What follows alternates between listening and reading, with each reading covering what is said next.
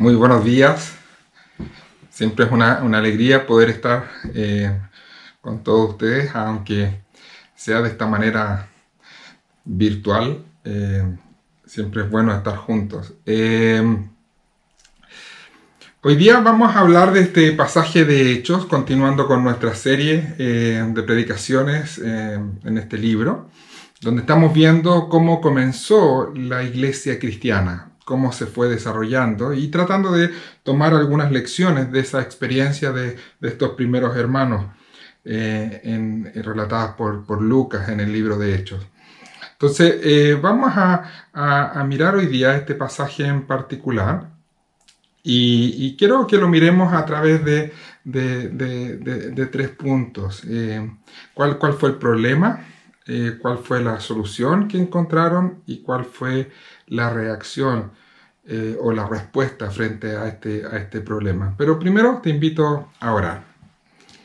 Padre, te damos tantas gracias por la posibilidad que tenemos de mirar juntos este pasaje esta mañana. Queremos ser guiados por ti, Señor. Queremos escuchar tu voz. Queremos que tú nos corrijas, nos animes, nos desafíes para vivir para ti. Queremos ser la iglesia que tú quieres que seamos, Señor. Y por eso te rogamos que tu Espíritu Santo obre poderosamente a través de tu palabra en nuestros corazones y mentes, para darte la gloria a ti, para darle la gloria a Jesús. En Él te lo pedimos. Amén. Amén. Entonces, estos tres puntos vamos a estar mirándolos. Y comencemos con el primero, como cuál era el problema que surge. Y comenzamos la semana pasada viendo que no todo en esta iglesia era tan fantástico, aunque veíamos cosas maravillosas ocurriendo, al poco tiempo empezaron a aparecer los problemas. Y ahora Lucas nos vuelve a contar de una nueva situación. La iglesia estaba creciendo rápidamente. El número de discípulos había comenzado a crecer de manera dramática. Multitudes se convertían al Evangelio, se convertían al Señor. Pero cada vez que hay un grupo de personas que se reúnen, sin lugar a dudas, los problemas no tardan en llegar. Y esta no fue la excepción. Entonces la pregunta es, ¿cuál fue el problema que ocurrió en esa nueva comunidad? Lucas nos dice que hubo una diferencia entre dos grupos que componían la iglesia de Jerusalén. Por un lado estaban los helenistas. Eran judíos de habla griega. Durante muchos años los judíos, Israel había estado bajo el imperio griego, que estuvo antes de que el imperio romano tomara el control de toda la zona. Por lo tanto, muchos judíos crecieron y llegaron a este mundo en este contexto griego, y muchos de ellos tomaron el griego como su idioma materno. Incluso estos judíos usaban el Antiguo Testamento escrito en griego, que era el que se le llamaba y se llama la Septuaginta. Por otro lado, en esta misma comunidad de cristianos en Jerusalén estaban los judíos hebreos, los de habla aramea. Arameo era el idioma común usado por los judíos en aquella época. Y ellos se esforzaban por mantener el idioma de sus ancestros y por mantener toda su tradición. Y por supuesto usaban el Antiguo Testamento en hebreo. Bueno, estos dos grupos se fueron desarrollando de manera paralela y no se mezclaban mucho, pero algunos de los pertenecientes a estos grupos se convierten al Señor, se vuelven cristianos, discípulos de Cristo. Y estos grupos que antes se mantenían separados, ahora, por el Evangelio, habían sido unidos. Y estaban allí, en la iglesia que se estaba formando en Jerusalén. Sin embargo, surge un problema entre ellos por la repartición de ayuda hacia las viudas. Mira lo que dice el versículo 1 del capítulo 6. Por aquellos días, al multiplicarse el número de los discípulos, surgió una queja de parte de los judíos helenistas en contra de los judíos nativos, porque sus viudas eran desatendidas en la distribución diaria de los alimentos. En esa época, las viudas quedaban en una situación bastante desfavorable. Sin derecho a herencia, sin derecho a la propiedad privada, las viudas, si no tenían hijos, quedaban en total pobreza. Si no tenían hijos que pudieran cuidar de ellas, quedaban en total pobreza cuando sus esposos fallecían. La nueva comunidad que se estaba formando tenía como compromiso ayudar a quienes más necesitaban, y sin duda las viudas estaban dentro de este grupo que más necesitaban. Si recordamos, habían reunido todos bienes y algunos incluso habían vendido propiedades para participar de las necesidades de aquellos que estaban en peores condiciones. Así que había ayuda llegando a todos en esta comunidad. Pero aparecieron las quejas respecto a la repartición de esta ayuda. A los de habla griega, a los helenistas, les parecía injusta la repartición hacia sus viudas. Así que los apóstoles vieron que debían hacer algo para resolver el conflicto. Pero la repartición de alimentos ponía en riesgo algo importantísimo para ellos. Se dieron cuenta que lo urgente de esta situación podía provocar que ellos descuidaran lo importante que tenían que realizar. ¿Cuál era la tarea que los apóstoles, de la cual no podían despreocuparse? ¿Cómo podrían resolver este conflicto, este problema de relaciones, sin dejar de cumplir con su ministerio? Este era el problema. ¿Cuál fue la solución? Bueno, dice el texto que los apóstoles reunieron a toda la iglesia y les mostraron la preocupación que tenían por lo que estaba sucediendo. Pero también les hicieron saber que ellos no podían dejar de realizar la tarea para la cual habían sido puestos sobre la iglesia. Lo que estaba en juego no era solo un problema de repartición de bienes. Esto podría significar un abandono de lo que para ellos era una prioridad.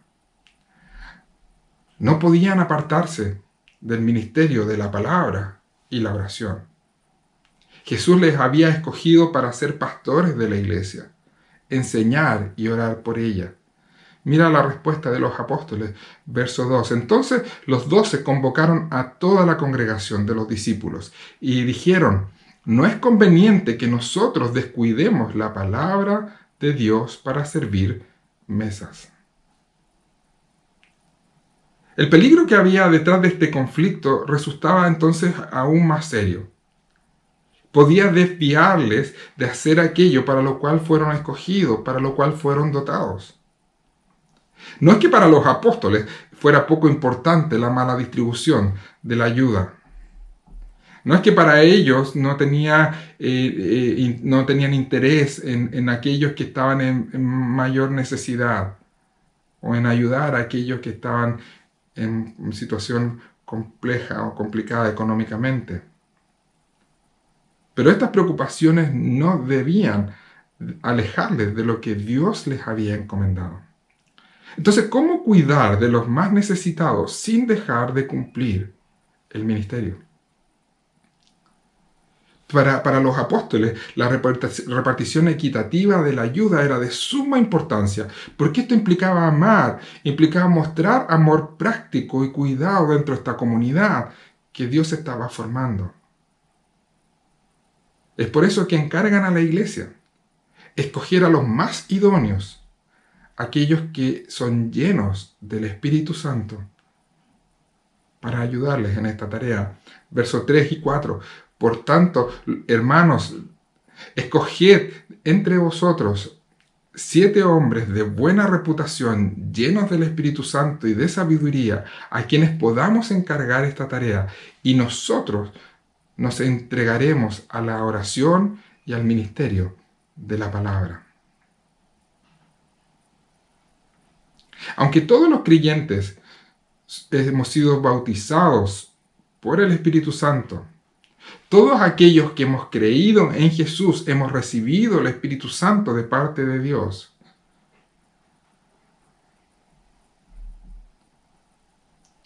Los apóstoles llaman a buscar a aquellos que están llenos del Espíritu Santo. Y cuando la Biblia se refiere a llenos del Espíritu Santo, se refiere a la madurez cristiana. La tarea del Espíritu Santo en la vida del creyente es transformarle a la imagen de Cristo. Todos somos llamados a crecer en madurez, en dependencia del Espíritu Santo, en dependencia de la palabra de Dios que llega a nosotros a través de la obra del Espíritu Santo. Por eso es que también Pablo va a decir que todos somos llamados a ser llenos del Espíritu Santo. Entonces, el ser lleno del Espíritu Santo no está hablando de la presencia del Espíritu Santo en la vida del creyente.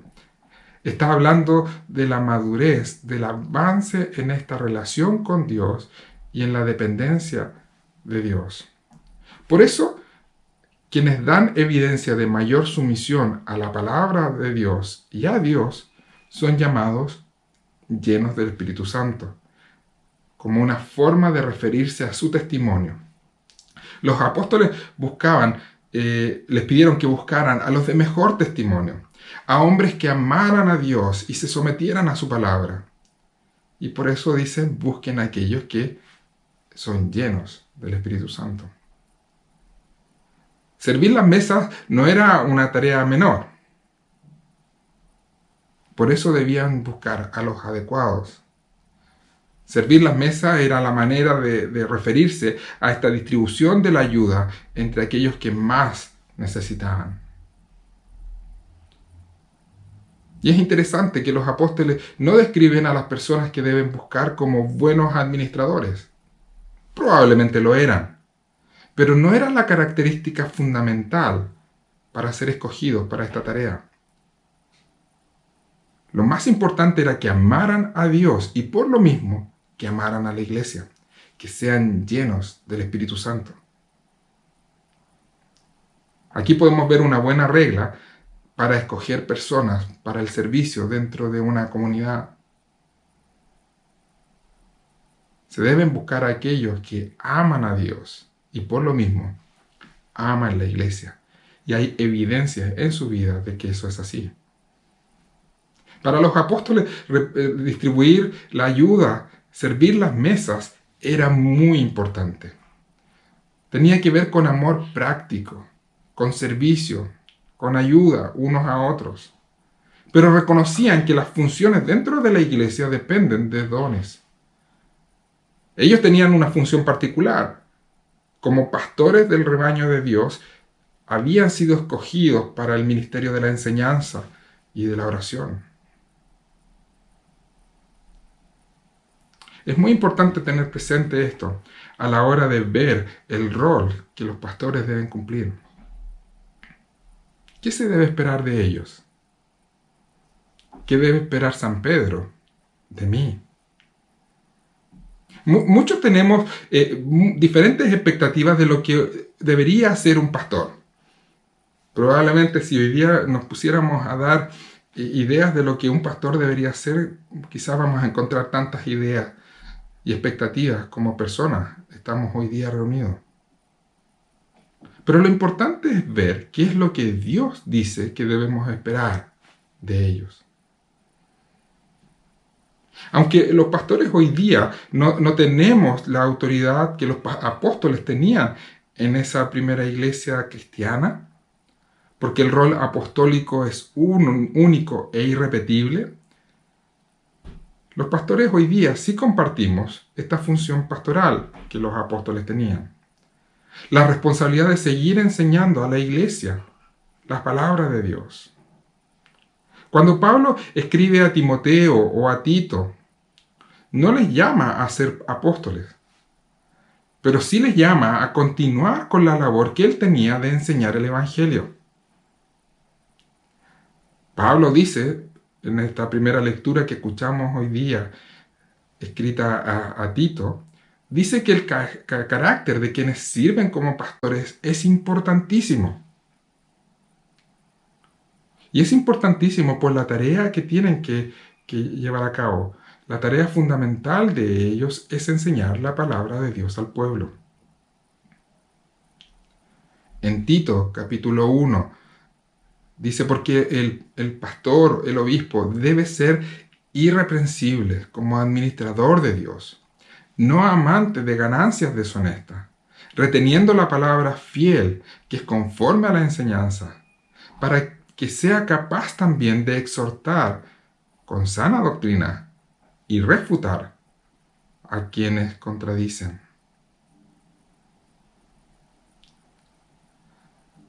Hay muchas tareas muy importantes que se deben realizar en la comunidad.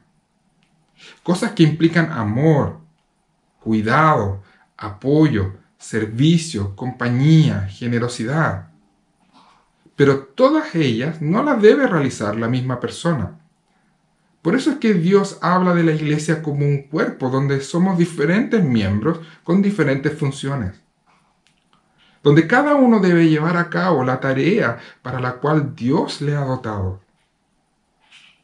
Pero especialmente aquellas tareas que implican liderazgo, lo que la Biblia nos muestra es que deben ser llevadas a cabo por aquellos que son llenos del Espíritu Santo, por aquellos que muestran evidencias de madurez, de sumisión a la palabra y a Dios. Y en particular, los pastores deben llevar a cabo su función de enseñanza y de oración, esperando que otros ayuden con las demás importantes tareas que se deben llevar a cabo dentro de la iglesia. Las expectativas que hay respecto a los pastores suelen ser muy diversas. Y la mayoría de nosotros, de los que ocupamos el rol pastoral, nos damos el ancho, porque no somos capaces de satisfacerlas todas. Algunos ven a los pastores como gerentes, otros como sacerdotes, otros como directores de orquesta. Incluso puede que algunos los vean como juglares, que están allí simplemente para entretener a las comunidades, a las congregaciones. Sin embargo, lo que hace distintivo el rol pastoral en la Escritura y en este pasaje es la tarea de enseñar la palabra de Dios y orar por el pueblo de Dios. Por supuesto, este rol no tiene que ver con mayores méritos o mejores capacidades. No tiene que ver con que los pastores somos más santos, aunque se espera de nosotros un ejemplo de virtud hacia las comunidades. El rol pastoral, como cualquier otra función dentro de la iglesia, es un tema de la gracia de Dios. Es Dios quien dota a quienes Él quiere y establece en la iglesia a personas para que cumplan las diferentes funciones que Él determina para la edificación de la iglesia, para la gloria de Cristo, para que más personas alcancen salvación y crezcan en madurez. La iglesia es llamada a cuidar y orar por sus pastores, a proveer para ellos, buscando que Dios tenga misericordia de ellos y les proteja de su propio pecado, a cuidar de que ellos no se desvíen de la tarea que Dios les ha dado. Ustedes deben orar por mí, para que Dios me proteja, tenga misericordia de mí, me libre de mi propio egoísmo y de mi orgullo, y me ayude a realizar la tarea que Él me ha dado. Que me permita cumplir con el rol de enseñanza y no distraerme con otras tareas. Pero también debemos orar por nuestra iglesia para que Dios levante hombres y mujeres llenos del Espíritu Santo para servirnos unos a otros y cumplir todas las tareas necesarias que se deben cumplir en una comunidad, para que todas las necesidades sean atendidas y cuidadas. Esta fue la solución que los apóstoles plantearon a la congregación, a la iglesia. Pero esta solución, frente a esta problemática que había surgido, generó respuestas. Y al menos tenemos dos respuestas que están registradas en el texto de Lucas. La primera es la respuesta de la congregación frente a lo que los apóstoles plantearon. A la asamblea le agradó muchísimo lo propuesto y eligieron a los más adecuados para llevar a cabo esta tarea de distribuir los alimentos. Para que los apóstoles, los pastores, no se desconcentraran de la tarea que ellos debían seguir cumpliendo. Verso 5. Lo propuesto tuvo la aprobación de toda la congregación y escogieron a Esteban, un hombre lleno de fe y del Espíritu Santo, y a Felipe, a Prócoro, a Nicanor, a Timón, a Parmenas y a Nicolás, un prosélito de Antioquía, los cuales presentaron ante los apóstoles y después de orar, pusieron sus manos sobre ellos. Es interesante ver que todos los escogidos eran de habla griega, lo que nos muestra que los de habla hebrea fueron muy generosos y muy sensibles frente a aquellos que se veían afectados en esta situación. Los apóstoles recibieron a estos hombres escogidos y les encomendaron a cumplir la tarea. Impusieron sus manos sobre ellos y les encomendaron a cumplir la tarea. Pero también vemos que frente a esta solución que encontraron los apóstoles, Dios respondió aceptando esta solución y bendiciéndola. Verso 7, y la palabra de Dios crecía y el número de los discípulos se multiplicaba en gran manera en Jerusalén y muchos de los sacerdotes obedecían a la fe. Dios siguió trayendo nuevos creyentes a ser parte de esta comunidad, de esta nueva comunidad que estaba formando. Y el medio usado fue precisamente la enseñanza y la predicación del Evangelio. Sin duda, el ejemplo de amor, de servicio, de preocupación por las necesidades de todos llamó la atención y quizás hizo que la gente estuviera más receptivo al mensaje. Pero la salvación llega por creer el mensaje del Evangelio. Llega por creer la palabra de Dios. Es por esto que Dios ha provisto de maestros de la palabra para ayudarnos a creer y a crecer, para poder comprender de manera más profunda su voluntad para nuestra vida, para poder vivir con la ayuda del Espíritu Santo en nosotros, como Él espera que lo hagamos.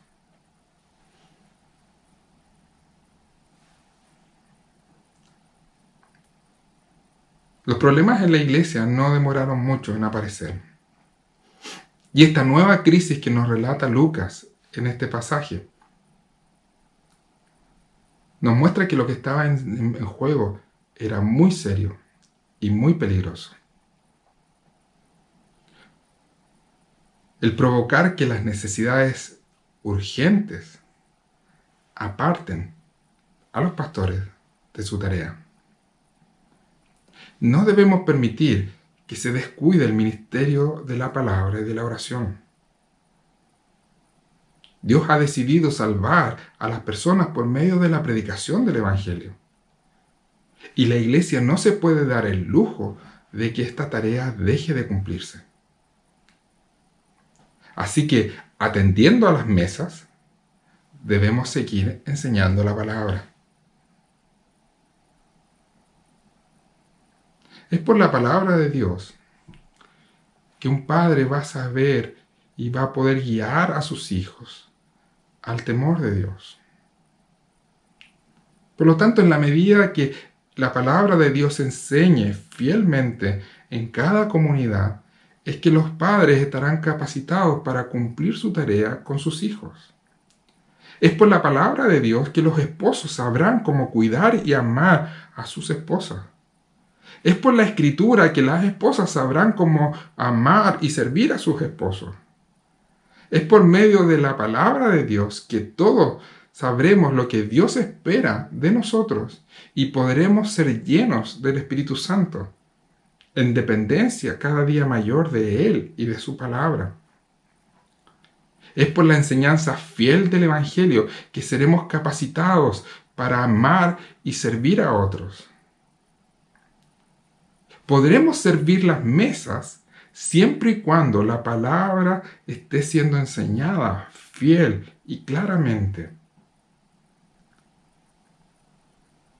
Podremos atender las necesidades de todos, usando los dones que Dios nos da, siempre y cuando la palabra de Dios siga gobernando nuestras vidas y nuestra comunidad. Lo que está en juego siempre es delicado.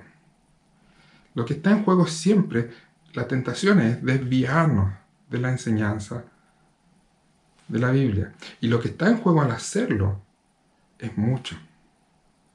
Debemos atender lo urgente. Debemos preocuparnos de las necesidades de todos. Debemos cumplir con todas las tareas que debemos cumplir en medio de la comunidad, sin dejar de hacer lo importante, sin dejar que la enseñanza de la palabra de Dios siga siendo el motor y lo que sostiene toda nuestra comunidad.